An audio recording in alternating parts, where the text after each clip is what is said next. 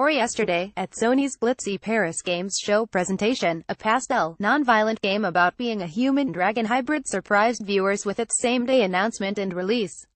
Presenters' comparisons to the respected titles Abza and Journey added to its branding as a chill, atmospheric game with lots of style and a little mystery. I am an optimistic person who loves atmospheric games, so when I got home after work yesterday, I shelled out $20 and downloaded OureYesterday. I don't want to be ungenerous, but what I learned from my 2 hours with it is that two things can swiftly foil a game's atmospheric vibe: item collection mania and poor attention to detail. The story, ostensibly, is that this human child, boy or girl, was somehow born with special ancient dragon powers.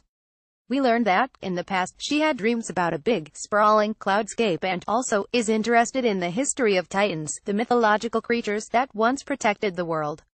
Early on in the game, we meet her as her parents coerce her through some glowing doorway into that cloudscape, which this time seems real. There, she must perform tasks to help calm down Titans. Yes, those same Titans we heard about, who are apparently not doing so hot. The story unravels in fits and starts, often telling and not showing with disjointed voice lines and lots of silly cliches. OureYesterday gameplay is collecting orbs, shimmying through lit-up goalposts and solving minor puzzles. A lot time is spent managing the dragon's stamina, which is depleted by flying too much and restored by swimming through clouds. The player knows where to go by forming a circle with their dragon body, lighting up important spots and, yes, more orbs. Every 10 or so orbs traded in, the player can climb some spire stairs and summon a Titan. Each Titan has a set amount of simple puzzles to solve until the kid is back to collecting orbs and hitting milestones. I can tell you the exact moment when I knew OureYesterday was not working for me. I was a flying dragon and around me were glowing, floating orbs amid the clouds. Pretty typical video game stuff. I should have felt tranquility, weaving through clouds with a long dragon body, but instead, I had to track down orbs. Racing toward one, I collected it. Then, text popped up on the bottom of the screen. It read, 1750 found. Wow, I thought. This immediately feels less chill. Adding to that sense of uneasiness were moments where OureYesterday repetitive gameplay or weird writing jarred me out of its world, sometimes making me giggle in the process.